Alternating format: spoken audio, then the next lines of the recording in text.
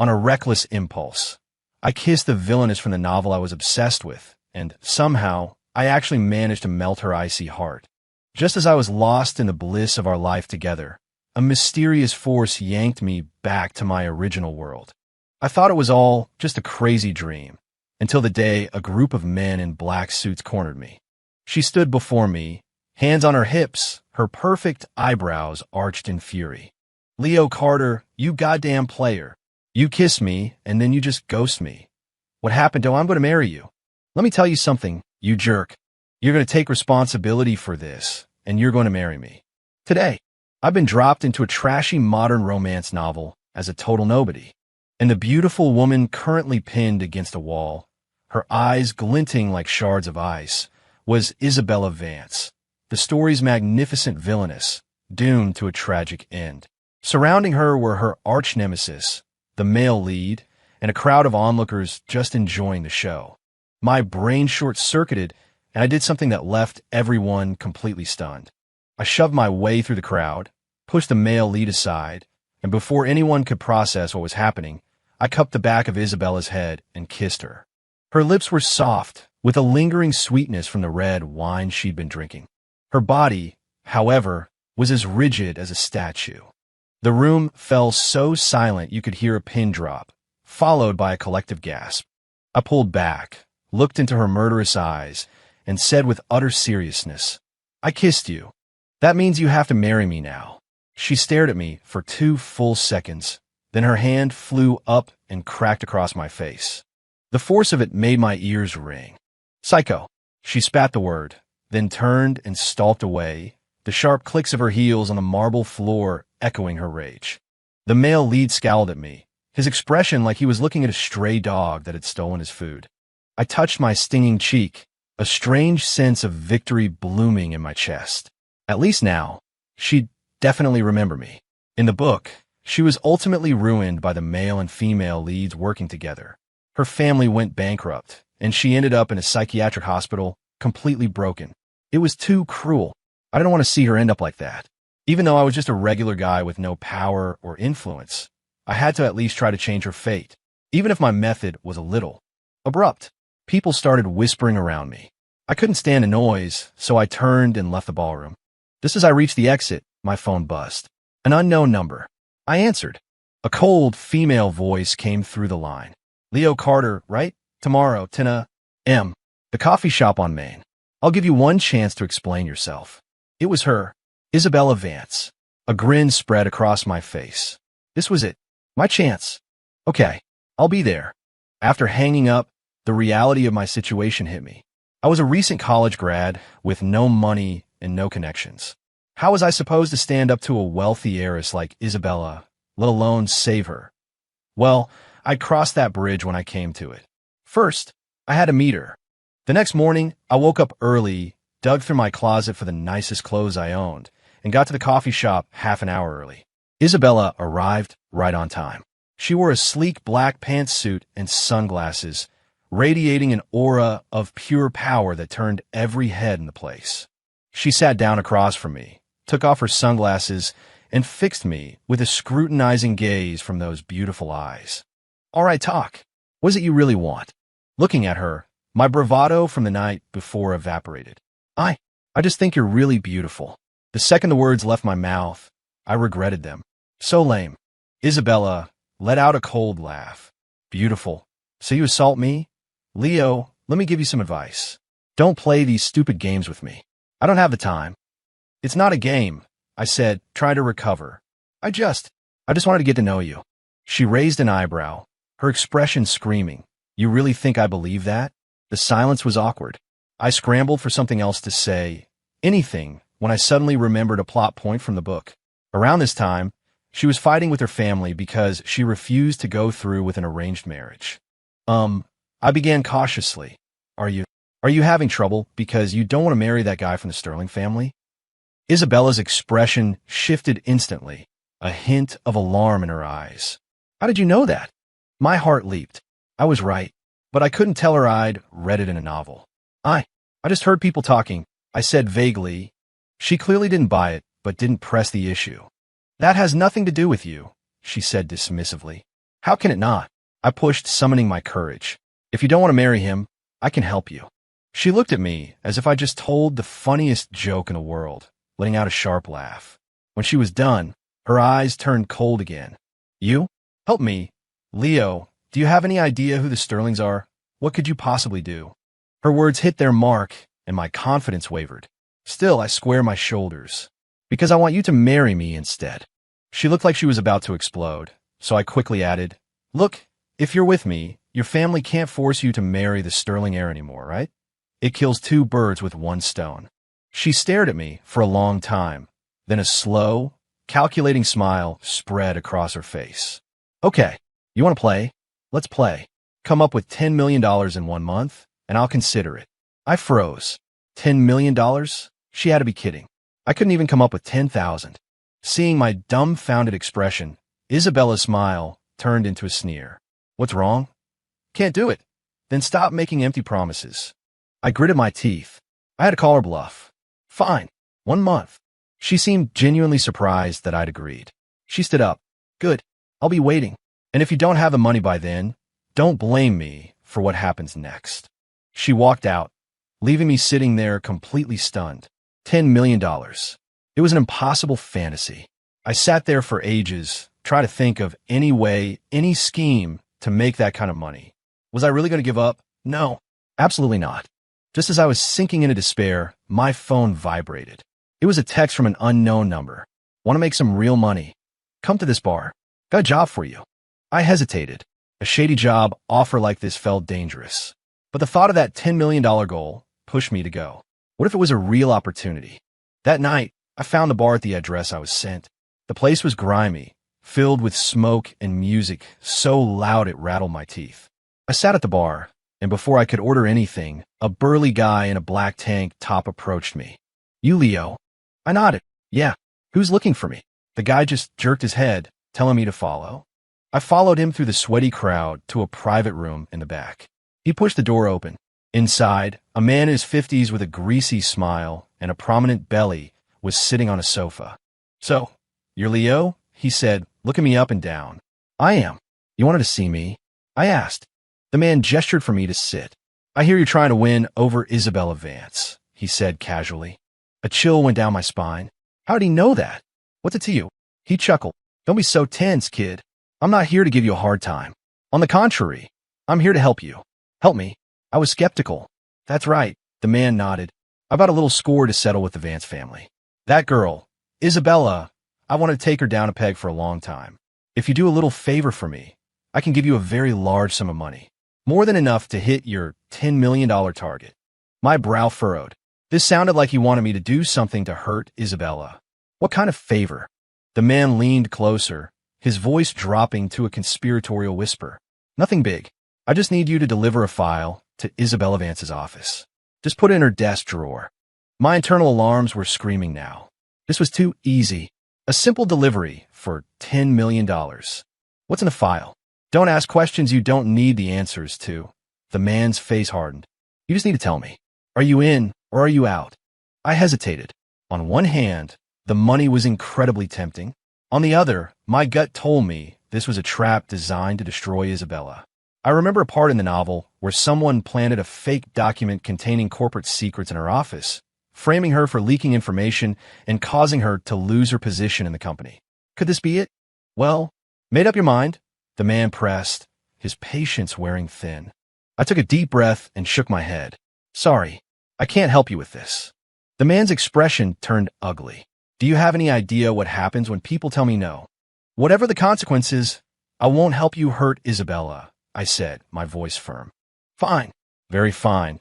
The man clapped his hands together slowly. You chose the hard way. Don't blame me for what comes next. As he finished speaking, the burly guy started walking toward me, cracking his knuckles. My heart pounded.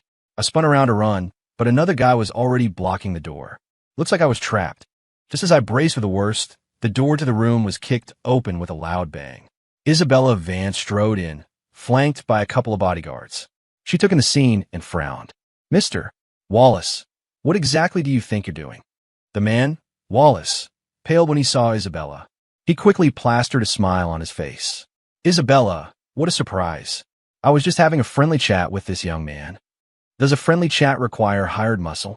Isabella retorted coldly. Leo, come with me. I was stunned. I never expected her to come and rescue me. Wallace tried to stop me, but Isabella's bodyguards blocked his path.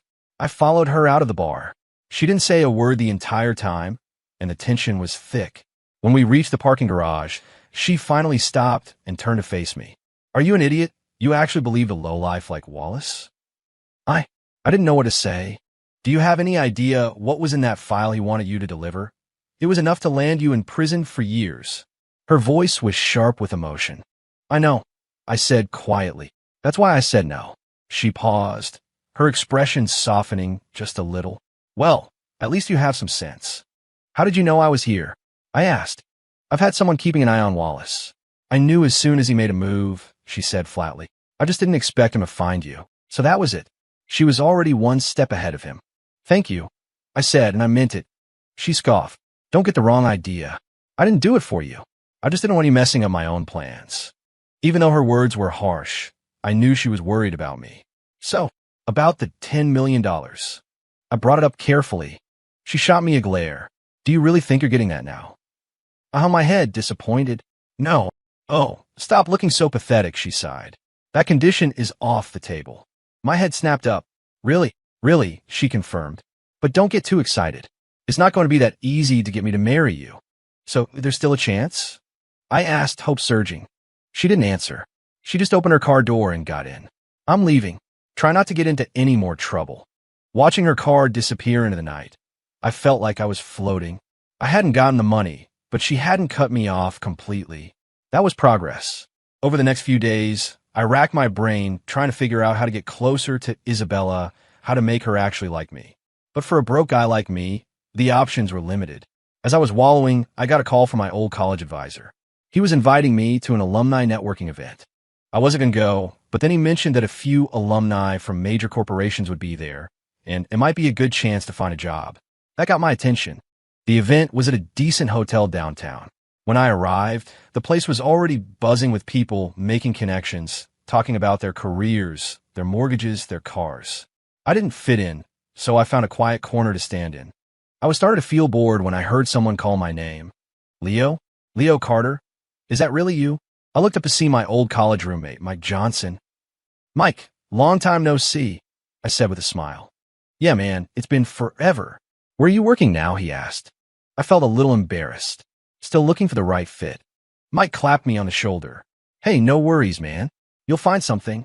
Actually, let me introduce you to someone. My boss. He's an alum, too. He pulled me over to a man in an expensive suit. Mr. Harrison, this is my old roommate, Leo. Mr. Harrison gave me a cursory glance and a non-committal nod. Just as I was about to introduce myself, I overheard a conversation nearby. Did you guys hear? Apparently, Isabella Vance is having a huge fight with her family. I heard her dad actually kicked her out of the house. No way. The princess of the Vance family, homeless. It's true. My dad told me. It's all because she won't marry the sterling heir. My heart clenched. Kicked out of her house. Where's she living now? I made a quick excuse to Mike and rushed out of the hotel. I pulled out my phone, wanted to call Isabella, but I was worried she wouldn't pick up. After hesitating, I sent her a text. Are you okay? I heard. The message sent, but there was no reply. I grew more anxious. I remembered a detail from the book. After being kicked out, she moved into a small condo she had bought herself. I couldn't remember the exact address, but I knew the neighborhood. I decided to go look for her. Maybe I'd get lucky. The neighborhood was on the other side of town. It took over an hour on the bus to get there. It was a massive complex, and I wandered around aimlessly, about to give up when I saw a familiar figure. It was Isabella. She was dressed in casual clothes, carrying a heavy-looking grocery bag, and she looked exhausted. I ran over. Isabella. She looked up, startled to see me. What are you doing here? I heard you. I gestured toward the bags in her hand. You live here now? She nodded silently. You're moving all this stuff by yourself? Why didn't you call me? I said, taking the heavy bag from her. I don't need your pity, she said, though her voice lacked its usual bite. It's not pity. I looked at her. I genuinely want to help. She didn't argue. She just turned and started walking, and I hurried to keep up. Her place was a top-floor studio. A walk up. We were both out of breath by the time we reached her door. She opened it to reveal a mostly empty space with a few pieces of new, unassembled furniture. "This is where you're living?" I asked, surprised. It was a world away from the mansion I imagined she grew up in. "Is there a problem?" she snapped. "No, not at all. It's great.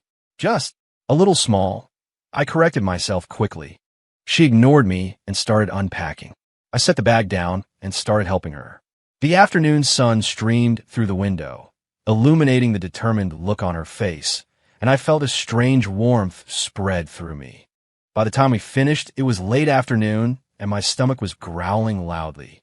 Isabella seemed hungry, too, a slight frown on her face. "I'll go get us something to eat." "What do you feel like?" I asked. She thought for a moment. "Whatever.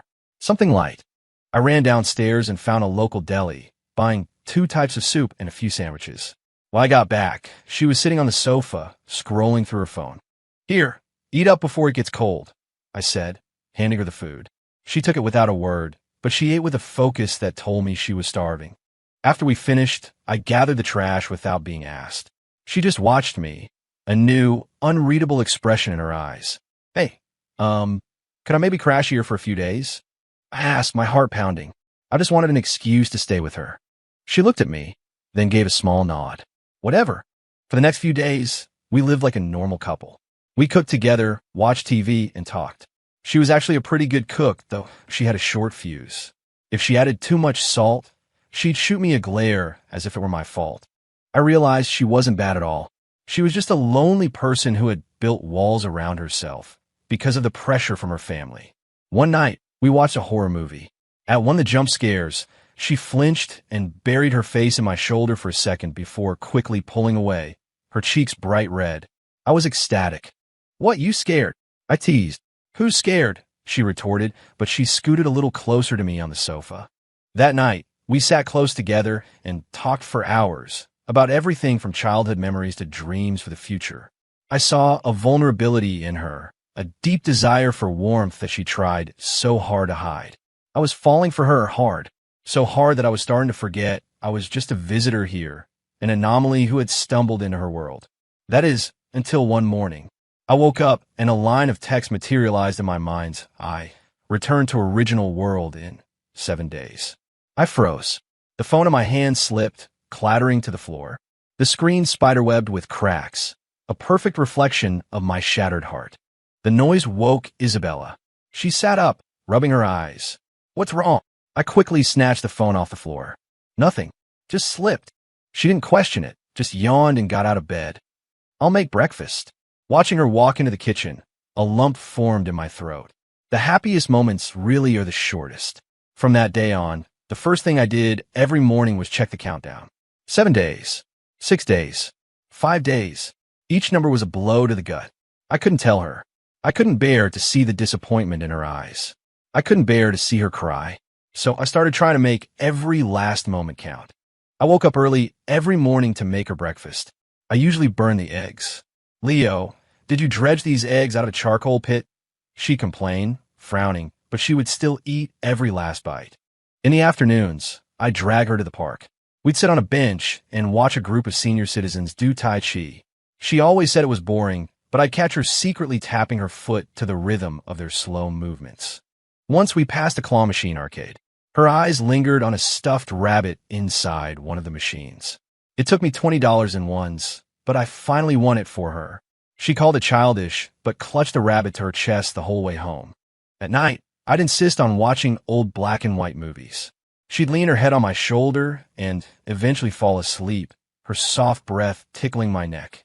I burned every one of these moments into my memory, wanting to take them with me as my only souvenirs.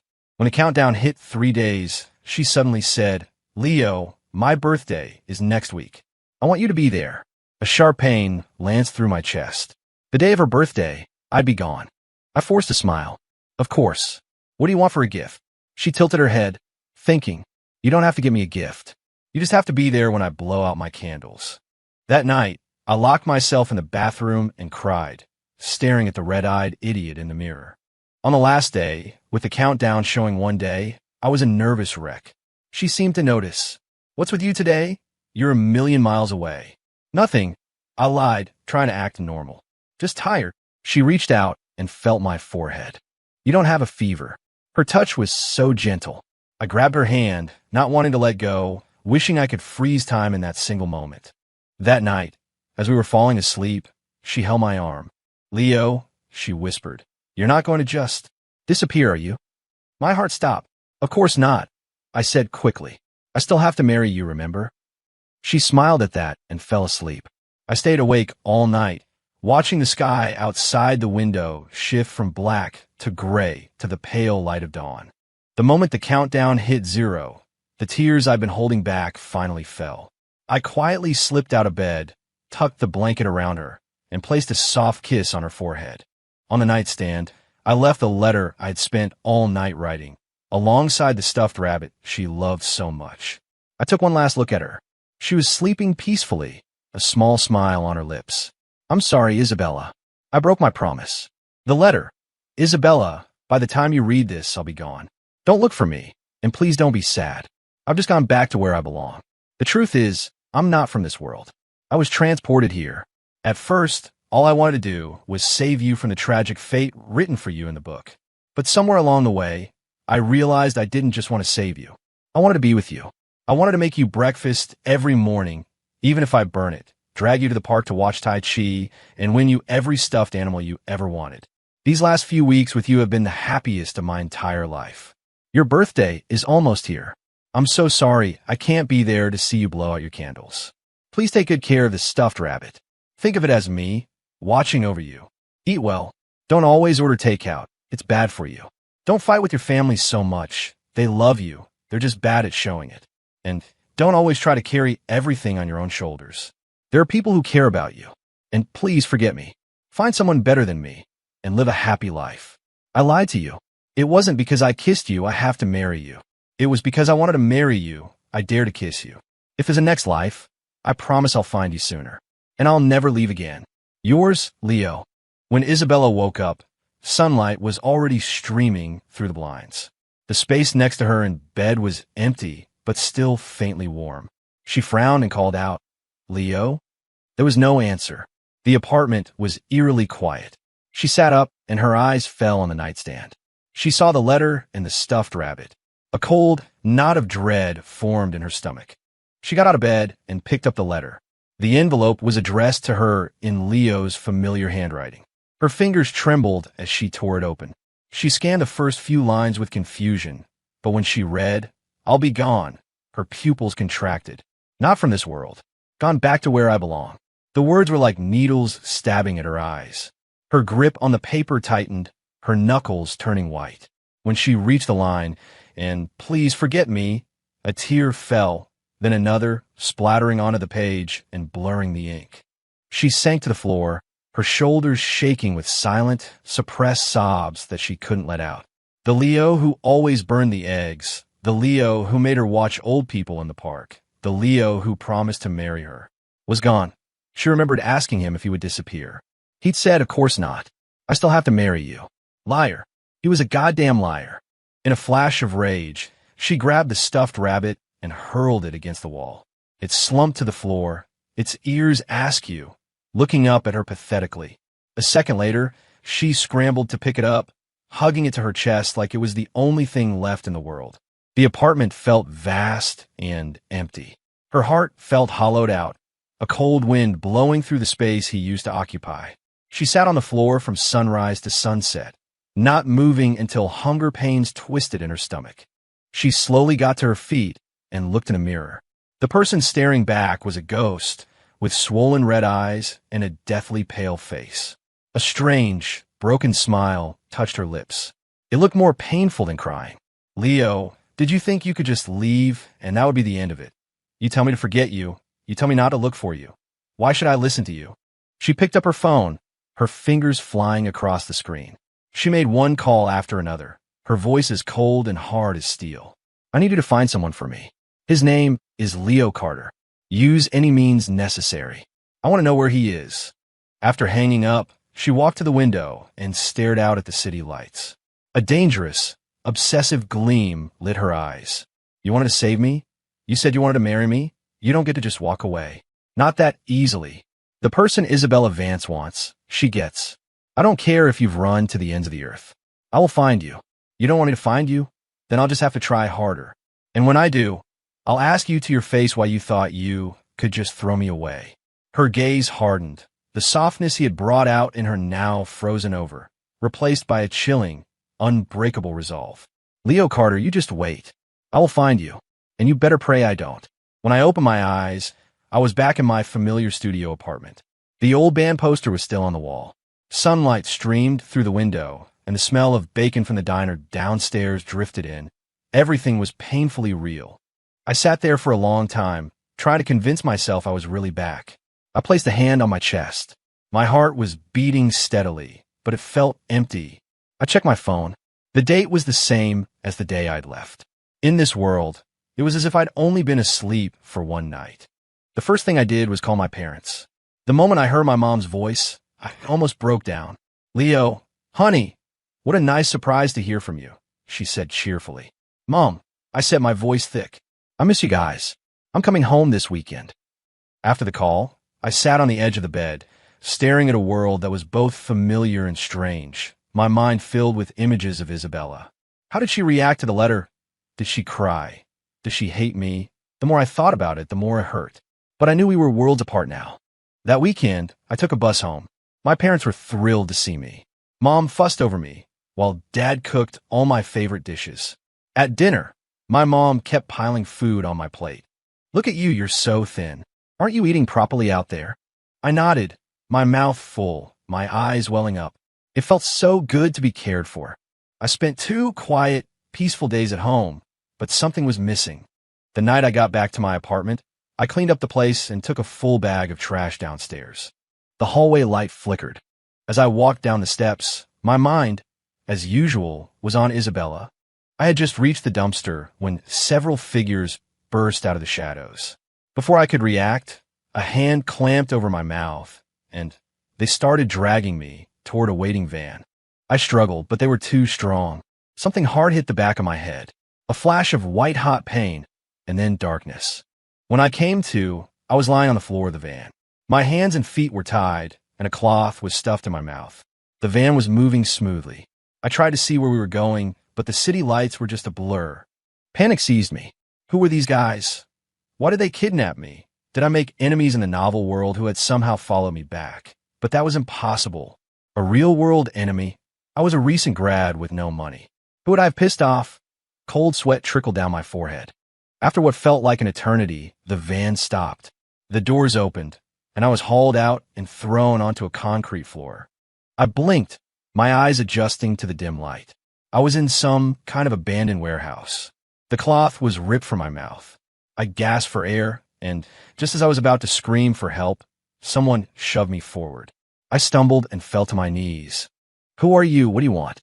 I yelled, my voice trembling. The men in black suits just stared at me, their faces impassive. The massive warehouse door creaked open, and the sharp click of high heels echoed in the cavernous space. As the figure drew closer, my heart hammered against my ribs. I couldn't believe my eyes. It was Isabella. She was wearing a stunning black dress, her makeup flawless. But it was her eyes that held me captive. They were filled with a chilling, obsessive fire. How are you here?" I stammered, my voice barely a whisper.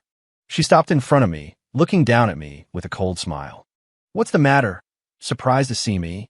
But you're in that other—" I started, but she cut me off. "In what other world?" She crouched down, her fingers gripping my chin, her grip painfully tight. "Leo, did you really think I was that easy to fool?" "I didn't fool you," I struggled to say. "I really thought. You thought you were in a novel? You thought we were in different dimensions?" She laughed, a sound completely devoid of humor. "Look around you, Leo. Touch the ground. Are we in different worlds?" I was speechless. I looked at my bound hands at the gritty floor. It was all real. Isabella's voice was like ice. "We have always been in the same world. Did you really think that running away to another city to get away from me was the same as jumping to another universe?" My mind exploded. The same world, the entire time. So all of it, the joy, the pain, the sweet, quiet moments, all of it was real. Then, how? I looked at her, confused. How did she find me? How'd I find you? She seemed to read my mind. She released my chin and stood up. Did you think leaving that stupid letter was the end of it? Leo, you owe me, and you're going to pay me back. I didn't mean to leave, I swear, I thought. I tried to explain again. Enough, she snapped. I don't want to hear your excuses. All I know is that you abandoned me. You ran away. Her voice trembled on the last words. I looked up and saw that her eyes were red. I'm sorry, I whispered. It was all I could say. What good is sorry? Her expression was a storm of conflicting emotions. Hate, resentment, and a deep, wounded vulnerability. You promised you would marry me. You promised you would never leave me. I lower my head, my heart twisting in my chest. Untie him. Isabella ordered one of the men. He hesitated for a second before complying. As soon as my hands were free, I rubbed my wrists, watching her, waiting to see what she would do next. You're coming with me, she said, then turned and walked out. I hesitated for only a moment before following her. I knew I owed her a debt I could probably never repay. The ride her car was silent and suffocating. She eventually pulled up to a luxury hotel and led me to the penthouse suite. Stay here. Don't even think about going anywhere. I'll deal with you when I've cooled down. With that, she went into the master bedroom and slammed the door. I sank onto the plush sofa in the living room, my mind reeling. So we were always in the same world. My disappearance must have felt like the ultimate betrayal to her. I couldn't imagine the pain I'd caused. I don't know how long I sat there. Eventually, the bedroom door opened and Isabella emerged, changed into a simple sweater and pants. She walked over and handed me a glass of water. You must be thirsty. I took it, my fingers brushing against hers. Thanks. The warm water did little to thaw the chill in my soul. Leo, she said, sitting beside me, tell me the truth. Why did you leave? Was it really because of this? This transmigration idea? I nodded, and I told her everything about waking up in her world, about the countdown, about my genuine belief that I was being sent back to another dimension.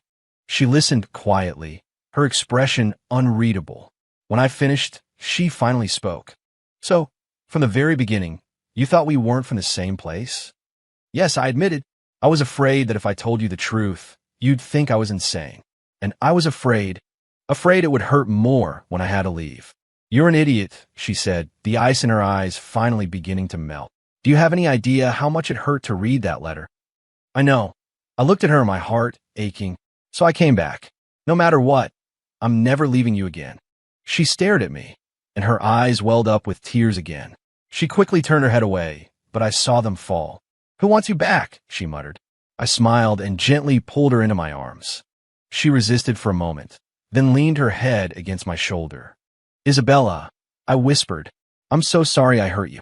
She didn't speak, but her shoulders trembled as she cried. It turned out we had always been in the same world. We just took a ridiculously painful detour to find each other again. This time, I was never letting go. After a while, Isabella's crying subsided. She pulled away, her eyes as red as the rabbit I'd won for her. She wiped her face and shot me a glare. What are you looking at? Haven't you ever seen someone cry before? I shook my head, handing her tissue. No, it's just, you look beautiful, even when you cry. A tiny smile played on her lips, though she tried to hide it. Don't think this means I've forgiven you, she said, clearing her throat and regaining some of her composure. You owe me, and you're going to make it up to me. Anything, whatever you want, I'll do it, I said earnestly. She tilted her head. First, you'll make me breakfast every single morning, and you will not burn the eggs. Deal. Second, you'll take me to the park every weekend to watch the old people do Tai Chi, and you have to do the silly foot-tapping thing with me. Consider it done, and you'll go back to that arcade and win every single one of those stuffed rabbits for me. I want to fill the entire sofa. Okay, I'll do my best. That one was going to be tough, but for her, I'd become a claw machine master. Seeing my serious expression, she finally let out a real laugh. It was like the sun breaking through the clouds, and it lit up the entire room. In the weeks that followed, I moved back to the city and got a job near her company. Every morning, I made her breakfast. I still messed up sometimes, but she never complained anymore. She'd just quietly eat the slightly burnt eggs. On weekends, we went to the park. She'd pull me along to mimic the Tai Chi movements, drawing amused looks from the senior citizens. I was embarrassed, but she loved it. I must have gone to that arcade a dozen times, but I finally did it. I won every last rabbit. Isabella arranged them on the sofa in the bedroom, and she had to hug one to fall asleep every night. The more time we spent together, the more I knew I couldn't live without her. And I saw her changing, too. The walls she had built were crumbling, replaced by warmth and laughter. One night, I held her close and said, "Isabella, come home with me. I want you to meet my parents." She stiffened slightly. "Isn't it too soon? What if they don't like me?" "They will love you," I reassured her. "My parents are great. Besides, I want them to meet the person I'm going to spend the rest of my life with." She looked into my eyes and nodded. Okay, that weekend, I brought Isabella home. The moment we walked in, my mom took Isabella's hands and wouldn't let go, gushing about how beautiful she was. "She's way too good for my son," she declared. My dad bustled around the kitchen, peeking out every few minutes with a happy, approving smile. At dinner, my mom practically ignored me, piling Isabella's plate with food and asking her a million questions. Isabella was a bit shy at first, but she quickly warmed up, chatting happily with my mom while my dad chimed in. Watching them, my heart felt full. This was what happiness was. After dinner, Isabella insisted on helping with the dishes. My mom pulled me aside. "Leo, she's a wonderful girl. You better treat her right. You hear me? Don't you ever hurt her." "I know, Mom," I said seriously. "I'll spend my whole life making her happy." On the drive back, Isabella rested her head on my shoulder. "Leo," she whispered. "Thank you." "For what?" "For making me feel like I'm loved." Her voice was thick with emotion. I squeezed her hand, my own eyes getting misty. "I should be thanking you for coming into my life and lighting up my whole world." The car sped along the highway, the streetlights blurring into a string of pearls. I glanced at Isabella beside me. Her eyes were closed, and a sweet, peaceful smile graced her lips.